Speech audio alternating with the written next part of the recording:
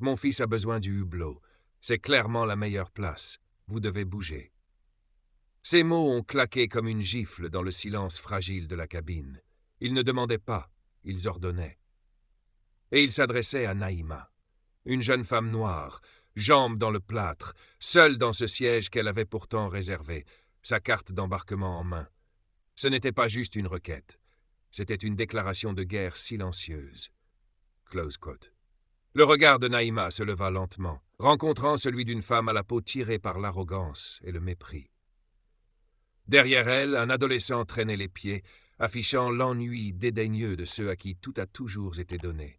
La tension monta d'un cran, l'air semblait plus lourd. Mais rien ne pouvait préparer Naïma à ce qui allait suivre.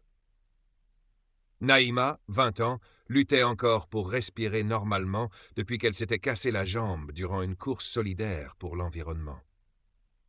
Elle refusait la facilité, les privilèges, même si son nom de famille aurait pu ouvrir toutes les portes. Fille unique d'un homme discret mais extrêmement influent dans le secteur aérien, elle avait insisté pour voyager comme tout le monde, même avec sa jambe immobilisée. Première classe, oui. Mais pas de jet privé, pas de traitement spécial. Installée en 3A, côté hublot, elle avait calé sa jambe soigneusement et posé ses béquilles à côté d'elle. Elle s'était préparée à un long vol, casque sur les oreilles, carnet de croquis en main. Le genre de vol où l'on réfléchit à la vie, où l'on dessine les rêves, jusqu'à ce que l'ouragan entre. D'un pas sec, une femme blanche en manteau luxe surgit. Sa voix perça l'atmosphère feutrée de la cabine. « C'est intolérable, ces sièges sont minuscules. Mon fils ne va pas passer tout le vol là-bas. Il a besoin d'espace, et ce siège est visiblement bien meilleur. » Le garçon désigna le siège de Naïma sans gêne. « Man, elle peut pas bouger un peu ? Elle a juste une jambe pétée, pas la tête. » Naïma resta silencieuse quelques secondes. Puis, calmement, « Ce siège m'a été assigné. J'ai une jambe cassée et je suis déjà installé. » La femme fronça les sourcils. Un silence de glace se posa. C'est toujours pareil, ces gens qui pensent que le monde leur doit quelque chose. Un murmure de désapprobation se fit entendre parmi les autres passagers. Mais la femme s'en fichait. Elle claqua des doigts vers une hôtesse.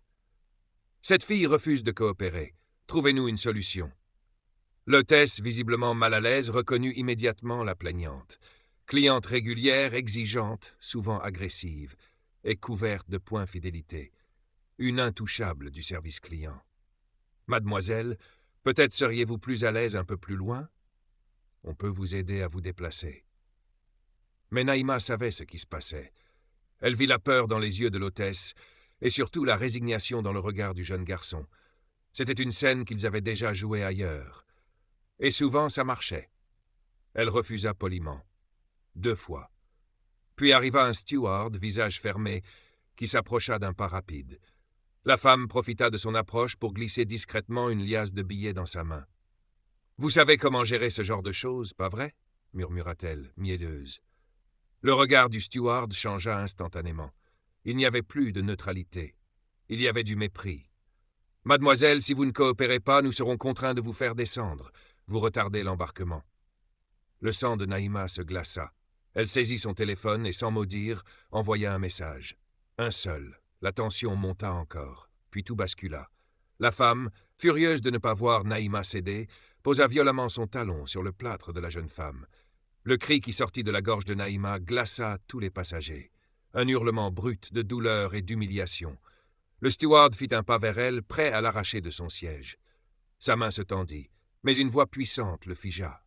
« Ne la touchez pas !» Tous les regards se tournèrent. Le commandant de bord lui-même marchait dans l'allée, le visage dur, suivi du chef de cabine. Il alla directement s'agenouiller devant Naïma.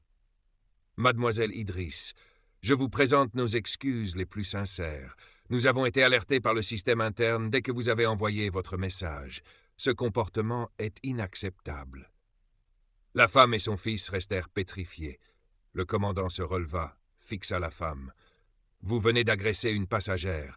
Vous et votre fils allez être escortés hors de cet avion par la sécurité. Vous êtes définitivement bannis de notre compagnie. » Il se tourna ensuite vers le steward. « Quant à vous, votre conduite fera l'objet d'une enquête disciplinaire immédiate. » Le silence qui s'installa fut lourd. La justice, rare et fracassante, venait de s'abattre sur une scène ordinaire devenue symbole d'un monde qui change.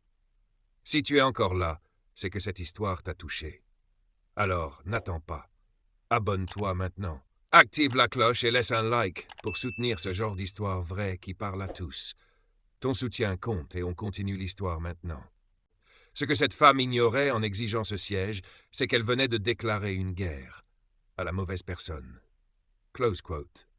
Naïma ne bougea pas, malgré la douleur lancinante dans sa jambe. Elle refusait de baisser les yeux.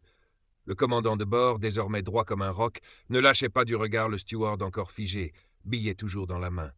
La sécurité monta discrètement à bord. 2 agents en uniforme s'approchèrent, calmes mais déterminés. « Madame, veuillez prendre vos affaires et descendre immédiatement. » La femme hésita, son visage passant de l'arrogance à la panique en une seconde. « Mais je ne savais pas qui elle était. On pourrait peut-être s'arranger. » Trop tard. Elle tenta une dernière carte en posant la main sur le bras d'un des agents. Mauvais choix.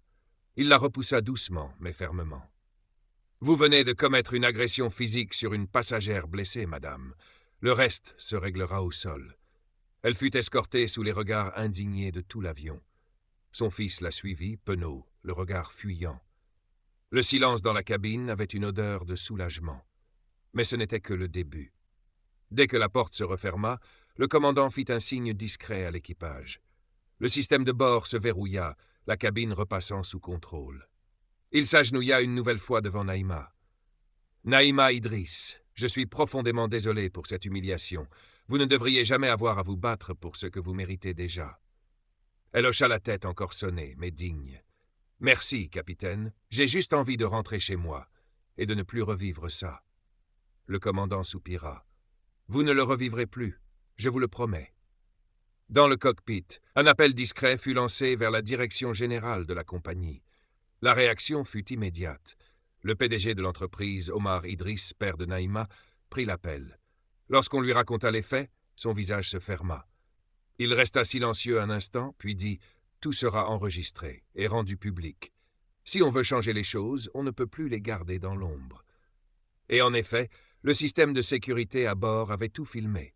Les paroles, le ton, l'agression, la tentative de corruption. Un comité de crise fut déclenché dans la foulée. Le steward, désormais identifié comme un récidiviste dans des cas similaires, fut suspendu dans l'heure. L'hôtesse qui avait tenté d'arranger les choses, bien que moins fautive, fut rappelée pour réévaluation de sa formation éthique. Mais le plus incroyable restait à venir. Le lendemain, une vidéo prise en cachette par un passager et relayée sur les réseaux montra la scène de l'agression en entier.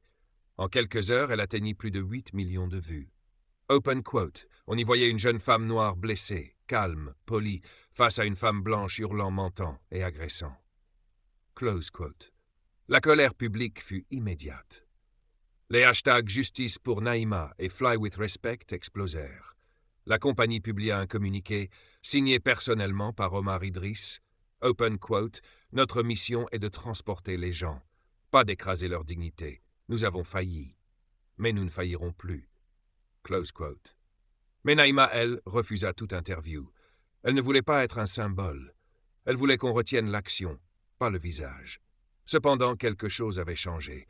Dans les aéroports, elle recevait désormais des regards de respect, des sourires discrets, des gestes sincères. Un commandant de bord d'un autre vol lui dit un jour « Merci pour ce que vous avez fait. Grâce à vous, certains se sentent enfin vus. » Mais pendant que le monde s'agitait autour d'elle, Naïma préparait quelque chose d'autre, quelque chose de bien plus grand.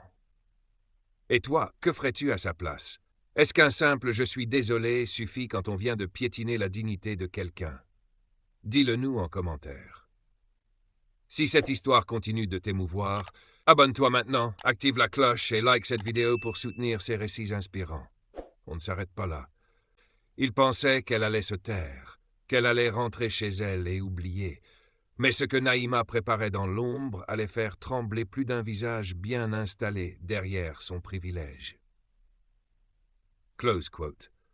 Pendant que les médias continuaient à faire tourner la vidéo de l'agression, pendant que les débats s'enflammaient sur les plateaux télé et les réseaux sociaux, Naïma restait silencieuse, mais elle n'était pas inactive. Dans sa chambre, entourée de ses carnets de croquis, de son ordinateur et de ses béquilles, elle travaillait. Avec intensité, avec une rage calme, elle dessinait, écrivait, conceptualisait. Elle n'allait pas se contenter d'être la fille victime d'un incident dans un avion. Non, elle allait construire quelque chose, un projet, un manifeste, une architecture pour la dignité. Son idée était simple, mais puissante.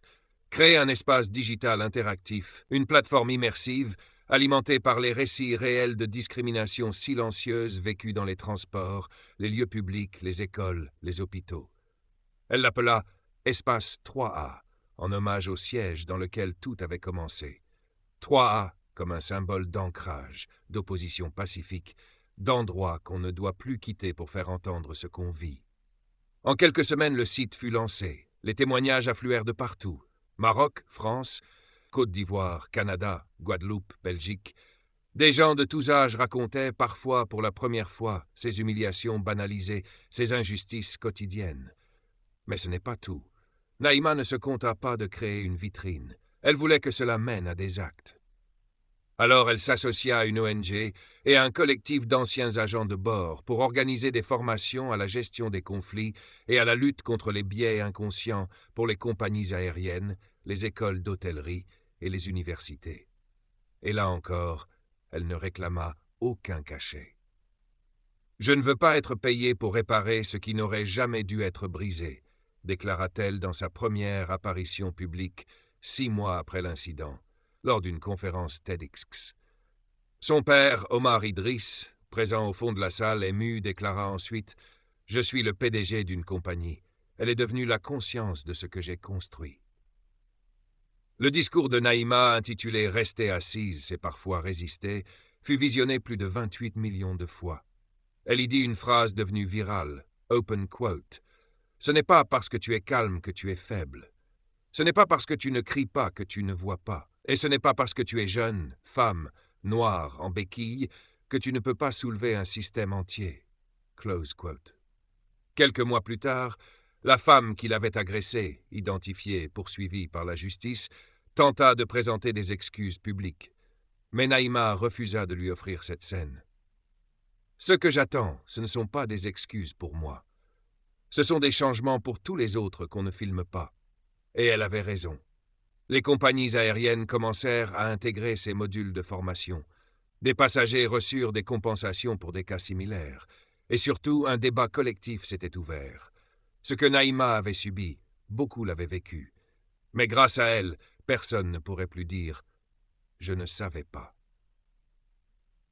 Cette histoire, c'est celle d'une jeune femme qui a transformé une douleur intime en une onde de choc collective.